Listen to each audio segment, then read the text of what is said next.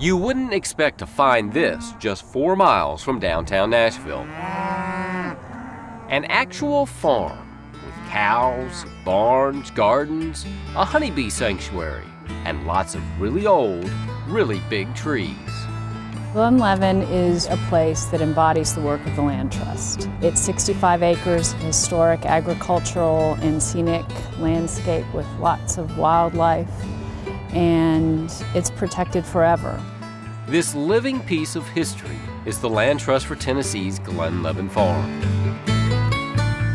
Secured through a Revolutionary War land grant by Thomas Thompson, one of the original settlers of Nashville, the property has been handed down through generations of the Thompson family. It was originally 647 acres. It grew to be over 900 acres, and now we're down to 65.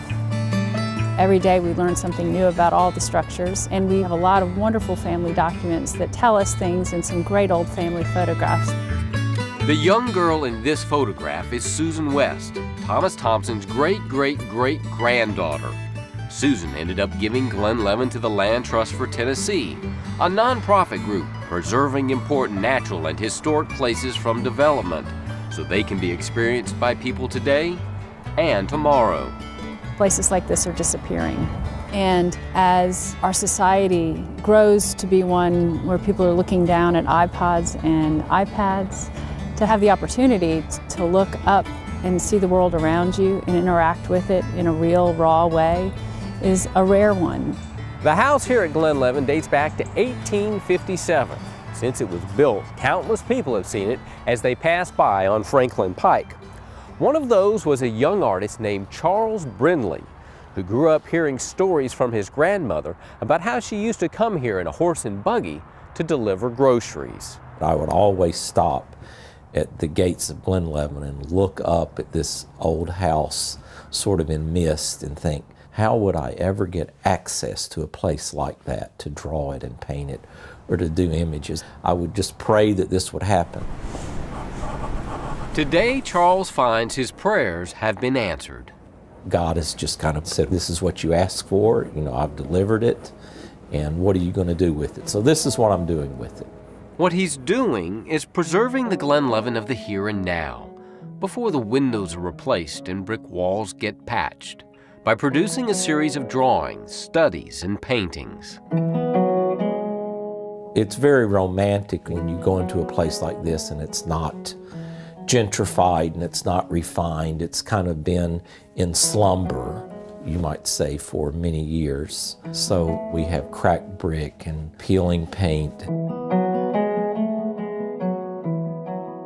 The core of my work is built on drawing and experiencing the subject firsthand on site, what I call a quality of emotion experience. It's something that happens when you're isolated and you're alone and you're in front of the object that you're studying. If you spend enough time alone, you have a shift of consciousness and ideas come through. So this is something that I experience and I find it very spiritual. That spiritual experience often helps Charles connect with the past. This really shows the path of daily life that has been walked by people here at Glenlevin for 150 years. How many times would this be walked every day, by working people on a farm? While the work begins on the farm, it ends in his Kentucky studio. This may sound silly, but I'm using 70-year-old pencils, and I use them up. I've got a little box of used pencils at home. Those used pencils represent hundreds of hours of work. And the one that I'm working on now, it has just under 11,000 brick. By the time I'm finished with it, it'll be over 400 hours. Charles knows how many bricks are in a painting because his work is a combination of both accuracy and analysis. I will sort of rough it in as faithfully as I can and then come back and actually get a tape measure and measure some of these things out. For instance, on the painting I'm working on now, every brick is 7/8 of an inch wide 3/8 of an inch tall. And I've proportioned that out. That's the scale of my painting compared to the house. So the same number of brick are there in the painting as the house. The analysis comes in dimensional space, interpreting depth and proportion. I may be looking at the primary subject, but then 50 yards behind it, there can be something else and I can see it just as good as what is right in front of me. So I have to push that back and pull what's important forward and create that sense of dimensional space. The interpretive aspect of his art is perhaps most noticeable with one of his favorite subjects, trees. From an ancient yellow wood, it's reported to be the largest in the United States right there at Glenlevin, to majestic maples. As you walk around, there's just so many distinctively old and twisted maple trees that have unique shapes and unique bark patterns. Charles is transfixed and tested by trees. It's about the form and describing some limbs coming forward and some limbs going back in space. They're all dark and they're all detailed, but yet some are going back and some are coming forward. So I have to describe that dimensional space, which is very challenging.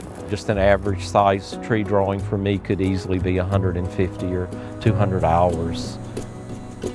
Hundreds of hours secures hundreds of years. History, alive in the stroke of pencil and brush. And the hard work of people with the foresight to preserve this special place.